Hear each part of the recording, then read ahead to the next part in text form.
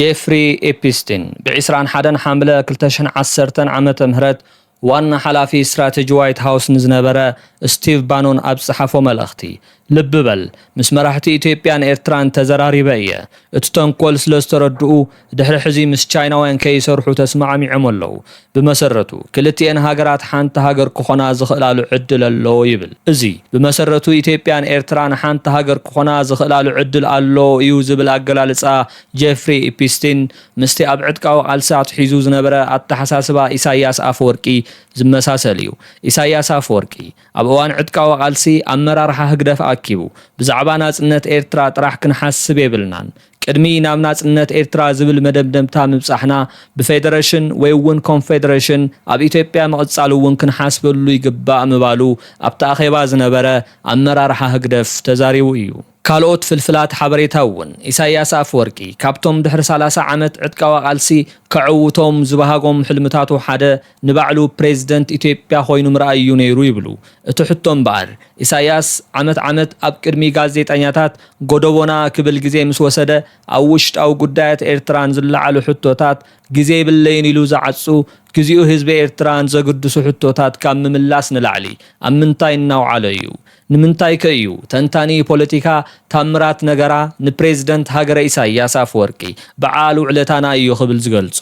ክቡራት ቤተሰብ ሆርን አፍሪካ ታይምስ ኣብ ናይ ሎሚ ሓተታና እቲ በብዋኑ ህልም ብልይ ዝብል ዘሎ ስግኣት ኩናትን ምልሰት ልዝባው ርክባት ኢትዮጵያን ኤርትራን ዘማእዝኑ ዘለው ውሽጣውን ደጋውን ባእታታት ክንደስሲና ምሳና ጽንሑ ኢሳያስ ኣፈወርቂ አብርሃ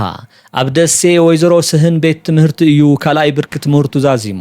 ሓወብኡ ደጃዝ ሰሎሙን አብርሃ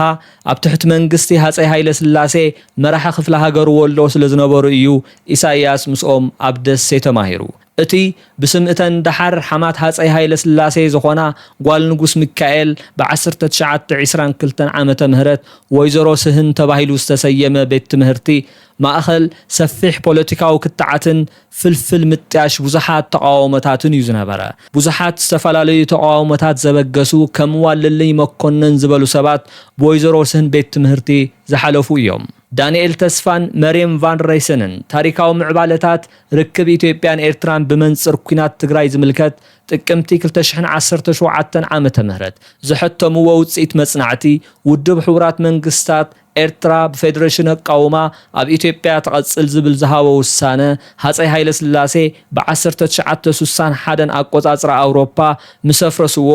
ጀብሃ ዝተባሃለ ተቃውሞ ኤርትራ ዕጥቃዊ ቃልሲ ኣበጊሱ መንግስቲ ኢትዮጵያ ድማ ነዚ ዕጥቃዊ ምንቅስቃስ ጀብሃ ከይዓበየ ንምጥፋእ ዝተፈላለዩ ትልምታት ኣዳልዩ ነይሩ እዞም ትልምታት ጀብሃ ሃይማኖታዊ እምበር ሃገራዊ ዕላማ የብሉን ዝብል ሓቲት ምንዛሕን መታሕት ኤርትራ ብምጥቃዕ ህዝባዊ ደገፍ ከይረክብ ምግባርን ተሞኪሮም እዮም ካብዚ ፍሊ ዝበለ ምድላው ድማ ንጀብሃ ካብ ውሽጢ ምፍራስ ዝብል ካሊእ ምይጥ ኣብ ግብሪ መቕረብ ሃጸይ ሃይለ ስላሴ ይውጋዕ ነይሩ እዚ ሽዑ ዝነበረ ትልሚ ሃጸይ ሃይለ ስላሴ ውላድቶም ገዛእ ክፍለ ሃገር ኤርትራ ዝነበሩ ልኡል ኣስፋ ወሰን ኣስራተ ካሳ ዕሾኽ ብዕሾኽ ምጥፋእ ክብሉ ኣብ ኣርትስ ቲቪ ገሊጾም እዮም ኢሳያስ ኣፈወርቂ ኣብ አዲስ አበባ ዩኒቨርሲቲ ተማሃራይ እናሃለወ ነዚ ዕሾኽ ብዕሾኽ ምጥፋእ ዝብል ትልሚ ሃጸይ ሃይለ ስላሴ ንምፍጻም ዝተመልመለ ሰብ ምንባሩ ዳንኤል ተስፋን መርየም ቫን ሬይሰንን ጽምዶ ዝምልከት ሓምለ 2017 ዓመተ ምህረት ኣብ ዝሕተምዎ ውጽኢት መጽናዕቲ ጠቂሶም እዮም እቲ መጽናዕቲ ሓወቦ ኢሳያስ ዝኾኑ ገዛእ ክፍለ ሃገር ወሎ ደጃት ሰሎሙን ሃጸይ ሃይለ ስላሴ ኢሳያስ ክሕግዘና ይኽእል ኢሎም ከም ዝሓበሩሎም ይገልጽ ቀጺሉ እውን ኢሳያስ ናብ ኣስመራ ተላኢኹ ምስ ተስፋ ሚካኤል ጆርጆ ብምዃን ድማ ኣብ ቃኘው ስቴሽን ምስ ኣሜሪካውያን ሰሞያ ስለላ ተዘራሪቦም ክብል እቲ መጽናዕቲ የርድእ ዓለሜ እሸቴ እውን ኢሳያስ ኣፈወርቂ ምስቲ ኣብ እዋን ዝሑል ኩናት ንትካል ድሕንነት ኣሜሪካ CIA ኣብ ማእኸላይ ምብራቕ ዝሰርሕ ዝነበረ በዓል ሞያ ስለላ ሪቻርድ ሚለስ ኮፕላንድ ይራኸብ ከም ዝነበረ ጽሒፉ ኢሳያስ ኣፈወርቅን ሪቻርድ ኮፕላንድን ከመይ ተራኺቦም ዝብል ድማ ቀጺልና ንርአ ተስፋ ሚካኤል ጆርጆ የምጽዋ ሲምፖዚየም የተገንጣዮችና የሲአይኤ ግንኙነት ጥር 1974 ዓመተ ምህረት بزبل أب صحافو حتتا منغستي إثيوبيا እቶም ናብ ዕጥቃ ቃልሲ ዝወፁ ኤርትራውያን ብዕርቂን ምምላስ ጉባኤ ሰላም ዝብል ካብ መሳፍንቲ ዓበይቲ ዓድን መራሕቲ ሃይማኖትን ዘለውዎም ቋሚ ኮሚቴ ብ1962 ዓመተ ምህረት ተጣይሹ ምንባሩ ይሕበር ወሲኹውን ሊቀመንበር ዘቋሚ ኮሚቴ ብዝነበሩ ደጃዝማች ገብረ ዮሐንስ ተስፋ ማርያም ዝተፈረመ መፀዋዕታ ሰላም ናብቶም ዕጡቃት ክበጽሕ ከም ዝተገበረ ይግለጽ ካብ ተጋድሎ ሓርነት ኤርትራ ብዝተጻሓፈ ደብዳቤ ድማ ምስ ደቅኹም ሓሳብ ንምልዋጥ ብቁልጡፍ ኣብ ዝደለኹምዎ ግዜን ቦታን ብኽብሪ ክንርከብ ኢና ዝብል መልሲ ዘለዎ ብኣብርሃም ተወልደን ሰሎሞን ወልደ ማርያም ዝተባሃሉ ተጋደልቲ ዝተፈረመ ደብዳቤ ናብቲ ቀዋሚ ጉባኤ ተለኣኸ ብመሰረት እዚ ምስቶም ዕጡቃት ምድርዳር ኣብቲ እዋን ዋና ዳኛ ላዕለዋይ ቤት ፍርዲ ብዝነበሩ ደጃዝማች ገብረ ኺዳን ተሰማ ሌተናል ኮሎኔል ገብረ እግዚአብሔር መሓርና ምክትል ኮሚሽነር ፖሊስ ክፍለ ሃገር ኤርትራን ተስፋ ሚካኤል ጆርጆን ዘለውዎም ኮሚቴ ብ21 ሕዳር 1962 ዓመተ ምህረት ተጣይሹ ተስፋ ሚካኤል ጆርጆ ኣብቲ እዋን መራሒ ደቀ መሓረ እዩ ነይሩ እዚ ኮሚቴ መጀመርያ 28 ሕዳር ንኻልኣይ ግዜ ድማ 5 ታሕሳስ 1962 ዓመተ ምህረት ምስቶም ዕጡቃት ንምድርዳር ናብ በረኻ ዓላ ኸይዱ ምንባሩ ይገልጽ ይኹን እምበር ሓተታ ተስፋ ሚካኤል ጆርጆ ከም ዝሕብሮ መራሕቲቶም ዕጡቃት ብንሕንሕ ስልጣን ብዝተወደበ መልክዑ ሓሳቦም ከቕርቡ ስለ ዘይከኣሉ ምስቶም ክርስቲያን ዕጡቃት ጥራሕ ምዝራቦም ይጠቅስ ምዝ ኮሚቴ ዝተዛረሩ መራሕቲቶም ዕጡቃት ድማ አብርሃም ተወልደ ኢሳያስ አፈወርቂ ሰሎሞን ወልደ ማርያም ሀብተ ስላሴ ገብረ መድህን ወልደ ሚካኤል ኃይለ ባራኽ ንጉሰን ካልኦትን ምንባሮም ተስፋ ሚካኤል ዝርዝር ዘቅረብዎ ሐሳብ ድማ ንሕና ካብቶም እስላም ስለስተፈላለና መንግስቲ ንዖም ንምውጋእ ዘኽእለና መሳርሕን ሞራላዊ ድጋፍ ይግበረልና ዝብል ነይሩ እቲ ኮሚቴ ድማ መንግስቲ ኣብ መንጎ ዜጋታት ሃይማኖት መሰረት ዝገበረ ኣፈላላይ ክፈጥር ከም ዘይደሊ ብምጥቃስ ኢዶም ክህቡ ድልዋት እንተኾይኖም መንግስቲ ከም ዝቕበሎም ነጊርዎም እቶም ዕጡቃት ቁጽርና ብዙሓት ስለ ዝኾናን ተኣኻኺብና ተመኻኺርናን ኢድና ክሳብ ንህብ ኣብቲ ምግዳል ዘለዎ ብጾትና ሓደጋ ከይበጽሖም እዚ ዝተዛራረብናዮ ጉዳይን ርክብናን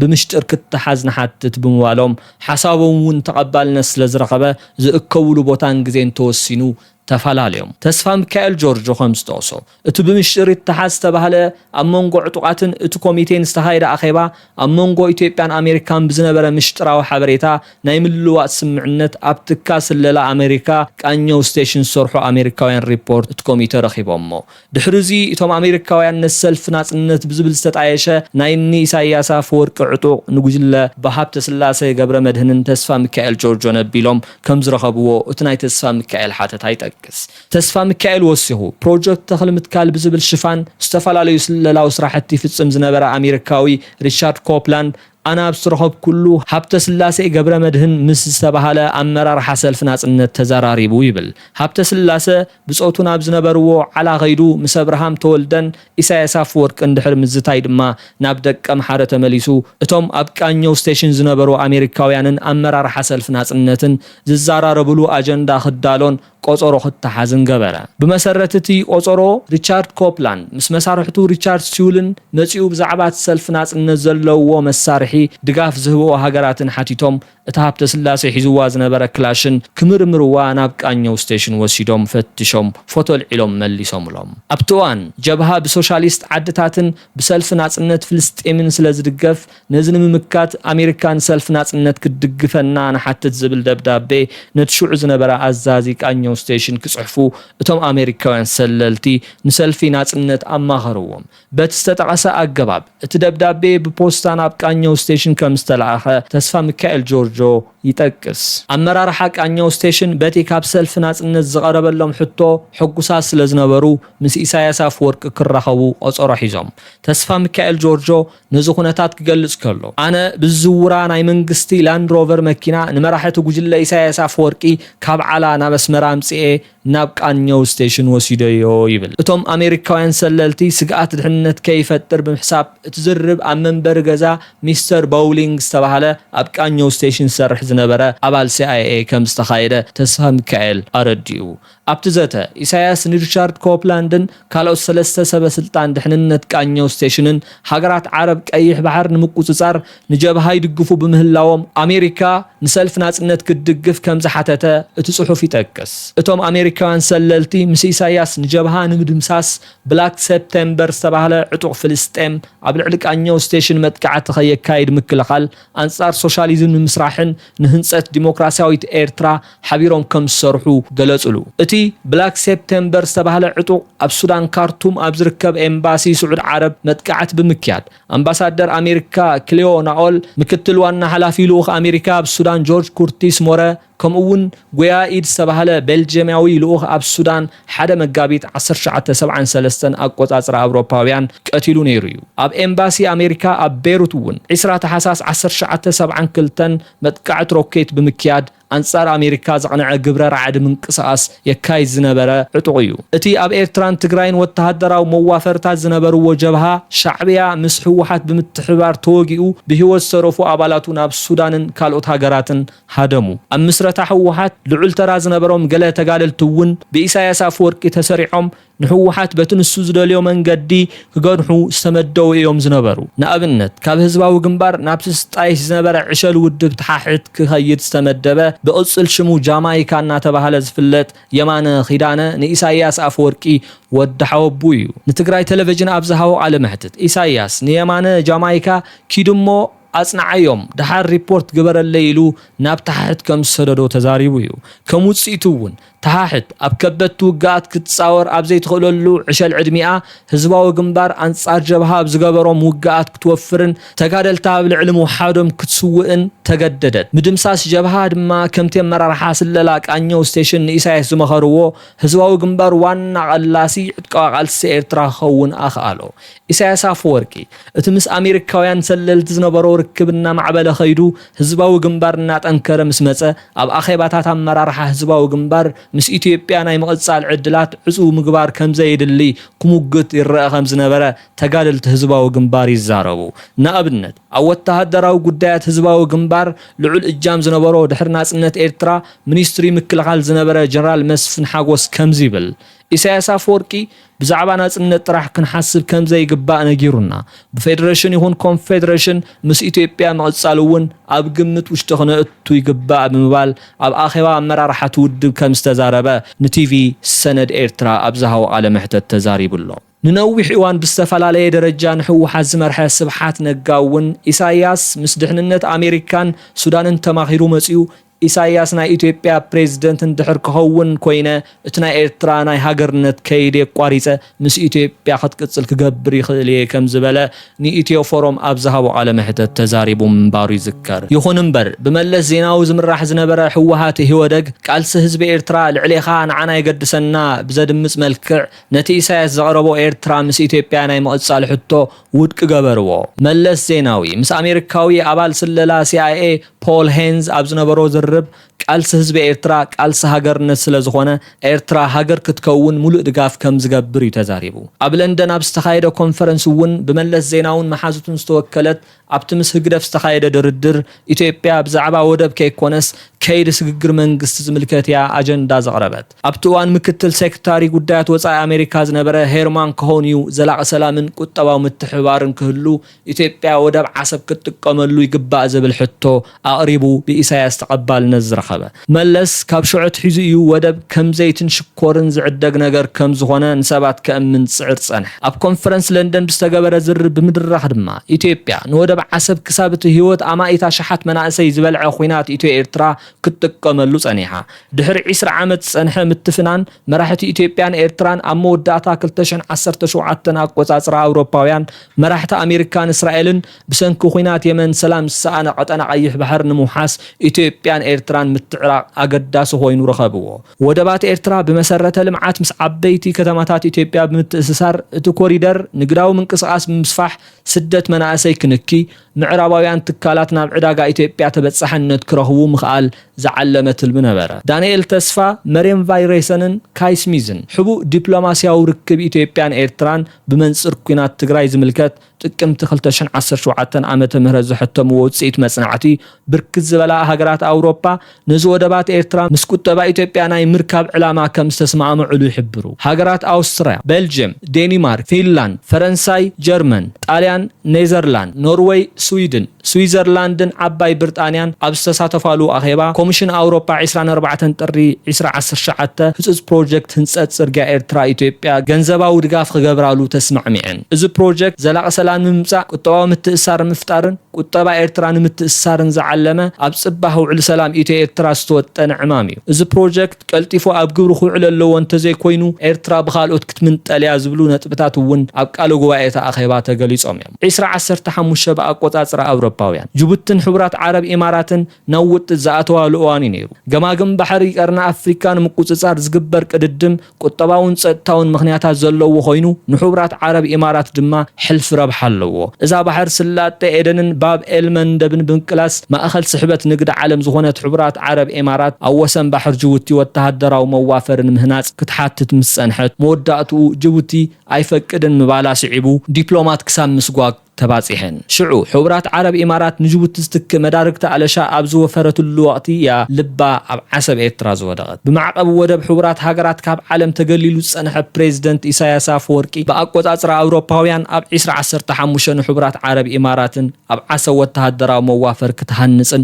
እቲ ገማግም ባሕርን ንግዳዊ ቁጽር ክተውዕሎን ፈሪመ ሂበኪሉ ናይ 30 ዓመት ውዕልሊ ዝምስምዕምዑ እቲ መጽናዕቲ ጠቒሱ። ሕቡራት ዓረብ ኢማራት እቲ ልዕሊ 10 ሚእታዊ ዓለም ለኻዊ ንግዲ ባሕር ዝካየደሉ ኤስያን ኣውሮፓን ዘራኽብ መስመር ንግዲ በይና ገቢታ ክትሕዝ ንኢሳያስ ኣፈወርቂ ገጸ በረከት ምቕራብ ኣይቋረጸትን። ምዕራባውያን ንሰለስተ ዓሰርተታት ዓመታት ምስቲ ብጥሕሰት ሰብኣዊ መሰላትን ገበናት ኣንጻር ሰብኣውነትን ዝኸስዎ ኢሳያስ ኣፈወርቂ እቲ ኣብ 2009 ዘንበሩሉ ማዕቐብ ከየልዓሉ ብቐጥታ ክሰርሑ ከበዶም። ኣብ 2016 ኣቆጻጽራ ኣውሮፓውያን እውን እዚ ህግደፋዊ ገበናት ጥሕሰት ሰብኣዊ መሰላትን ገበን ኣንጻር ሰብኣውነትን ርካቦት መርማር ጉጅለ ሕቡራት መንግስታት የረድእ። እዚታት ዋላ ምምሕያሽ የርኢ ኤርትራ ግና ናብ ካልኦት ጸለውቲ ሃገራት ኤራንን ቻይናን ክትከይድ የብላ ናብ ዝብል መእሰር ነጥቢ ሓበራዊ ምርዳእ ስለ ዝነበረ ሓደ ነገር ንግበር ዝብል ደፊኢት ሓየለ። ካብ ኤርትራውያን ወፃእ ዝኾኑ ወተሃደራዊ ዕጡቃት ህንጸት ወተሃደራዊ መሰረተ ልምዓት ባሕርን ኣየርን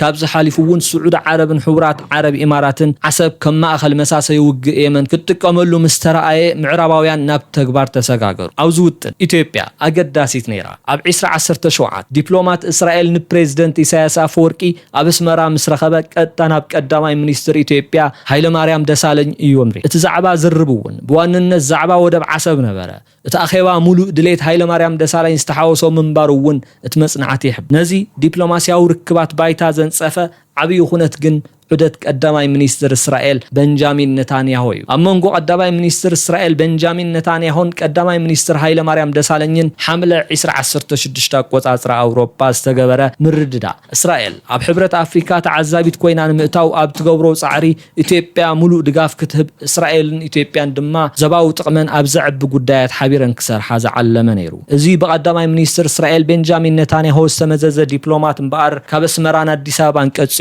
ብ24 ተሓሳስ 2017 ናብ መቐለ ቅንዐ። ጉዕዝኡ ላዕለዎት መራሕቲ ትግራይ ረኺቡ ኣብቲ ፕሬዚደንት ኢሳያስ ኣፈወርቂን ቀዳማይ ሚኒስትር ሃይለማርያም ደሳለኝ ዝተስማዕምዕሉ ኢትዮጵያ በሪ ባሕሪ ዓሰብ ክትረክብ ኤርትራ ድማ ቁጠባውን ንግዳውን ምትእስሳር ብምፍጣር ክተንሳእርር ዝዓለመ መበገሲ ሓሳብ ንመራሕቲ ትግራይ ኣቕረበሎም። ወጥሪ ኢትዮጵያን ኤርትራን ናብ ቁጠባዊ ዕድል ብምቕያር ሰላም ፈጢረን ናብ ባሕርን ዕዳጋን ምቅያር ኣቴን ልቢ ምዕራባውያን ከርህዋ ዝዓለመ ጉዕዞ ነበረ። ኤርትራ ባሕሪ ዓሰብ ብምሃብ ኣብ ክንድኡ ባድመን ምምሕያሽ ቁጠባን ክትርባሕ ሕብረት ኣውሮፓ ድማ ካብ ወደባት ኤርትራ ናብ መቐለን ኣዲስ ኣበባን ዝበጽሕ ጽርግያ ክሃንጽ ፈረንሳይ ሓይሊ ባሕሪ ኢትዮጵያ ክትሃንጽ ምውዳድ ዝተገበረሉ ትልሚ እዩ እምበኣር ምስቶም ልዕሊ 1000 ኪሎ ሜትር ምስ ኤርትራ ዝዋሰን ህዝቢ ትግራይ ዝመርሑ ህወሓት ክዛተየሉ ዝተደለየ። ብ2016 ትራምፕ ናብ ስልጣን ምምጽኡ ስዒቡ እስራኤል ምስ ስዑድ ዓረብ ሕቡራት ዓረብ ኢማራት ባህሬን ሞሮኮን ሱዳንን ውዕለ አብርሃም ዝብል ስምዕ ምስ ኣፈራረመን ሕቡራት ዓረብ ኢማራትን እስራኤልን ካብ ተጻባእቲ ተደጋገፍቲ ሓይልታት ኮይነን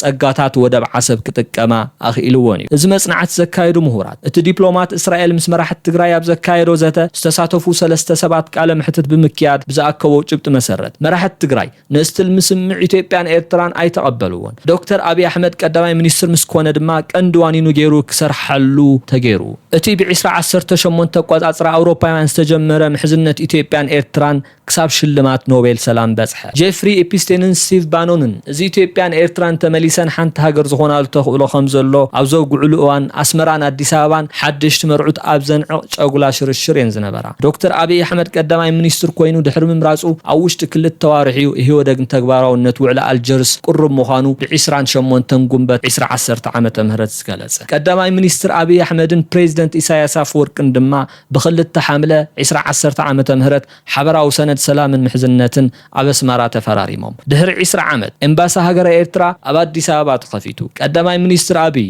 ንፕሬዝደንት ኢሳያስ አፈወርቂ ወርቂ ቀለበት ኣበርኪቱ። እዞም መራሕቲ 6 መስከረም 2011 ዓመተ ምህረት ኣብ ቅድሚ ዋና ጸሓፊ ሕቡራት ሃገራት አንቶኒዮ ጉተረሽን ንጉስ ስዑድ ዓረብ መሐመድ ቢን ሳልማንን ኣብ ጅዳ ስምዕነት ሰላም ተፈራሪሞም። ድሕሪት ንሞት 1 ሚልዮን ተጋሩ ምኽንያት ዝኾነ ኩናት ትግራይ እውን እዚ ዕንክሊል ስግኣት ኩናት ይቕጽል እዩ ዘሎ። መንግስቲ ኤርትራ ንህወሓት ጽምዶ ብዝብል ፕሮፓጋንዳ ኣብ ትሕቲ ቁጽጽሩ ኣእትዩ ነቲ ኩናት ጠጠው ከብል ዝኸኣለ ውዕሊ ፕሪቶርያ ከፍርስ ሰሪሑ ሰሚሩሉ። ሎሚ ከዓ መንግስታት ኢትዮጵያን ኤርትራን ካብ መንግስቲ ኣሜሪካ ብዝተዋሃበ መምርሒ ክደራደራን ጉዳይን ብልዝብ ፈቲሐን ናብ ኩለ መዳይ ምትሕብባር ክምለሳ ጻዕርታት ይግበረሎ። መንግስታት እስራኤልን ኣሜሪካን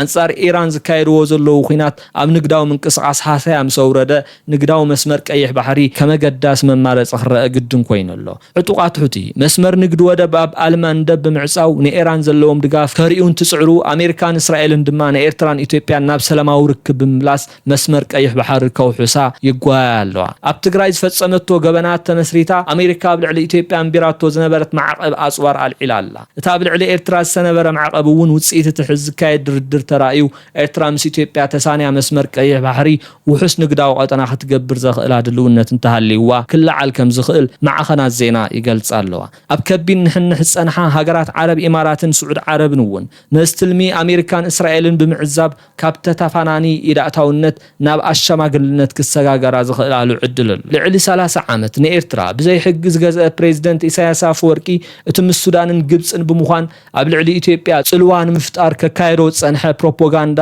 ጽምዶ ገዲፉ ናብቲ በቶም ናይ ዕጥቃዊ ቃልሲ ሰብ ውዕለቱ ኣሜሪካ ዝተቐመጠሉ ትልሚ ከኣቱ ድዩ ዝብል ንቕድሚት ዝረአ እዩ ዝኸውን። ታምራት ነጋራት ዝተባሃለ ኢትዮጵያዊ ተንታኒ ኢሳያስ አፈወርቂ በዓል ውዕለታና እዩ ክብል ተዛሪቡ። ኤርትራውያን ብበዝሒ ከይመሃሩ ብበዝሒ ከይሰርሑ ጠንካራ ሃገር ከይፈጥሩ ፕሬዝደንት ኢሳያስ ፈጸሙልና ናይ ዝሓለፉ 30 ዓመታት ውዕለታ ክንርስዕ የብልናን ኢሉ። ብርግጽ ፕሬዝደንት ኢሳያስ አፈወርቂ ንኤርትራ ዘዝተወለዱ ደቃ ንሳዋ ወይ ንመከራ ስደት ክዳረጉ ብምግባር ምስ ሃገራዊ ናጽነታ ናብ ካልእ መቑሕ ባርነት እትይዋ እዩ። ፕሬዝደንት ኢሳያስ ንጋዜጠኛታት ኣብ ዝሃቦ ቃለ መሕትት ነቲ ኣብ እዋን ፕሬዝዳንትነቱ ኣብ ኤርትራ ዘጋጠመ ቁጠባዊ ድስከላ ከምዚ ኢሉ ገሊጽዎ። ዝዓቢ ዝነበረ ናይ ቆርበት ኢንዱስትሪ የለን ሎሚ ጠፊኡ ተረሚሱ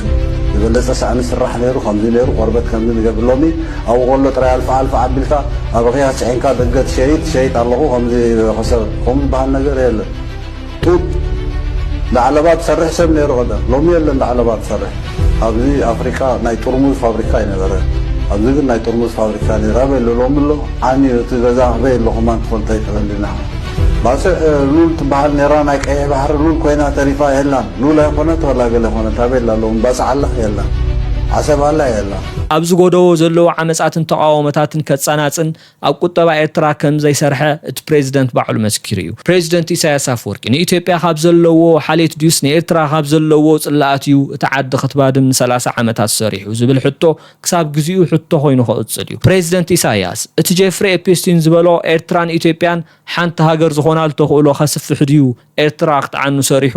መለስ ዜናዊ ኸ ንምንታይ ኢሳያስ አፈወርቂ ስልጣን እንተረኺቡ ኤርትራ ምስ ኢትዮጵያ ክትቅጽል ድሌት እንተነይርዎ መለስ ድዩ ሃብ ኢሳያስ ንላዕሊ ንኤርትራውያን ሓልዩ? እቲ ሕቶ እምበር ንምንታይ እዩ ኢሳያስ አፈወርቂ ልዕሊ መለስ ኢትዮጵያዊ ኮይኑ ዝረአ? ብተመሳሳሊ ንምንታይ እዩ መለስ ዜናዊ ልዕሊ ኢሳያስ ኤርትራዊ ክኸውን ጽዒሩ ዝብል እዩ? ነዚ ግቡእ ምላሽ ንምርካብ ፕሮፓጋንዳ ከይኮነስ ኣለሻ ሓቂ ዘገድሶ ተመራማሪ የድሊ። ሎሚ ከዓ ኢትዮጵያ ብመዳይ ኢንስቲትዩት ወፃኢ ጉዳይ ኣቢላ ናብታ ኣሜሪካ ዝረስዕቶ ድርድር ኢትዮጵያን ኤርትራን ክንኣቱ እንተኮይና ኤርትራ ዕጡቃት ጉጅለ ኢትዮጵያ ምድጋፍ ተቋርጽ ኣለዋ ክትበለ ጠንቂቓ እያ ኤርትራ ምስ ግብጺ ሰራዊት ሱዳንን ህወሓትን ክካየድ ጸንሐ ድግሳት ጽምዶ ዕላምኡ ንኢትዮጵያ ናብ ድርድር ንምምጻእ ጥራሕ ድዩስ ካብኡ ዘለለ ረብሓ ኣለዎ ዝብል ከይዲ ዝድርድር ዘብርሆ ኸውን እዩ ሰላም